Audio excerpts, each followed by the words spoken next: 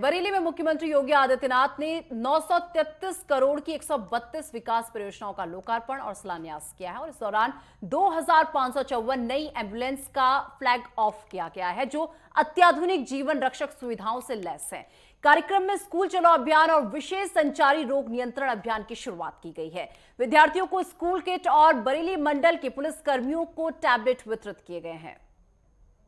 किसी भी सभ्य समाज को सशक्त बनाने के लिए उत्तम स्वास्थ्य अत्यंत महत्वपूर्ण है और उत्तम स्वास्थ्य के लिए उन्हें उस प्रकार के केंद्र मिले, बीमारियों की महामारियों के बचाव के लिए जागरूकता से अभियान आगे बढ़ेगा। और आज उत्तर प्रदेश सरकार संचारी रोग नियंत्रण के एक बड़े कार्यक्रम को आगे बढ़ा रहा है। संचारी रोग, इंसेफ्लाइटिस, डेंगू, मलेरिया, चिकनगुनिया,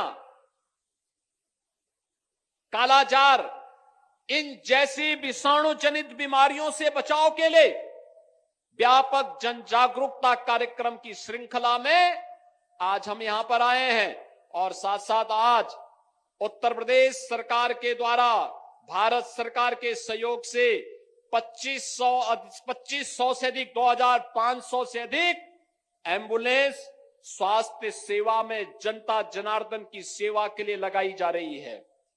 बहनों और भाइयों, अब बरेली बदल चुका है।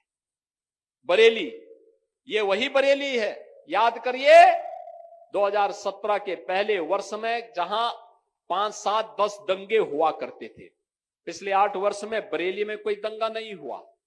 बरेली अब चंगा है। अब बरेली में दंगा नहीं, अब बरेली में चंगा है। दंगा ये सब चूहे की तरह बिलबिलाते हैं लेकिन बाहर निकलने का दुस्साहस नहीं कर पाते हैं। उन्हें मालूम है दंगा करेंगे तो दुष्परिणाम क्या होगा। बाप दादों ने जो कमाई की होगी वह भी एक झटके में सरकार जब्त करके गरीबों में बंटवाने का काम कर देगी। और इसीलिए आज मैं आपके पास आया हूं आपसे कहने के लिए, आज बरेली विकास के पथ पर अग्रसर हुआ है, इंफ्रास्ट्रक्चर का नया मॉडल दे रहा है। अपनी नाथ नगरी की पहचान को पिछली सरकारों ने बरेली को झुमका के साथ जोड़ा था। हम लोगों ने बरेली को नाथ नगरी के रूप में नाथ कॉरिडोर देकर के आपको आपकी पौराणिक पहचान दिलाने का काम किया है। ये निराश्रित गोवंश समाजवादी पार्टी ने दिए और इसीलिए इन्होंने गायों को लावारिस छोड़ दिया था। देखा ना, समाजवादी पार्टी के मुखिया क्या कहते हैं?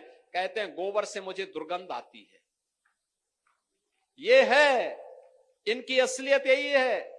क्योंकि गौ माता को कसाईयों के हवाले करते थे। हमने कसाईयों को जब भेजा जहन्नुम की यात्रा में तो इनको परेशानी हुई। इनकी परेशानी तो वह है कि इनके मित्र कसाई सब चले गए जहन्नुम में। तो अब इन गोवंश को बचाने की चुनौती थी, तो आप ही की धरती के सपूत, आप ही के द्वारा चुने गए आंवला के विधायक ने 7,700 से अधिक निराश्रित गौ आश्रय स्थल खड़ा किए और आज वहां पर 14 लाख गौवंश की देखभाल स्वयं राज्य सरकार कर रही है और शेष हमने अन्नदाता किसानों को दिए हैं। आप भी पालिए, एक गौवंश पर 1500 रुपया हम महीना आपको उपलब्ध करवाएंगे। अगर कोई किसान 4 गौवंश रखता है तो 4 गौवंश के लिए 6,000 रुपये महीना हम उनको देते हैं। बेसिक शिक्षा परिषद में छात्र और शिक्षक का रेशियो ठीक हो, 1,25,000 से अधिक शिक्षकों की भर्ती का कार्यक्रम हम लोगों ने संपन्न किया। अब हम लोग पीएम श्री योजना के अंतर्गत 1500 विद्यालयों का कायाकल्प भी कर रहे हैं। कस्तूरबा गांधी विद्यालयों को 8वीं से लेकर 12वीं तक गरीब कन्याओं की उत्तम शिक्षा का केंद्र बना रहे हैं। बेसिक शिक्षा परिषद में भी एनसीईआरटी के ही पाठ्यक्रम को हम लागू कर सके, ये कार्यक्रम अलग अलग स्टेजेस पे आगे बढ़ रहे हैं। नेशनल एजुकेशन पॉलिसी के अंतर्गत इन कार्यक्रमों को सफलतापूर्वक आगे बढ़ाने का कार्यक्रम आज बेसिक शिक्षा परिषद आगे बढ़ाने का काम कर रहा है। तो अब हम लोग अगले चरण में आ गए हैं। अब अगला चरण ये कि गांव-गांव में स्कूल तो हैं, लेकिन अभी भी वहां पे बहुत कुछ चैलेंजेस हमारे सामने हैं।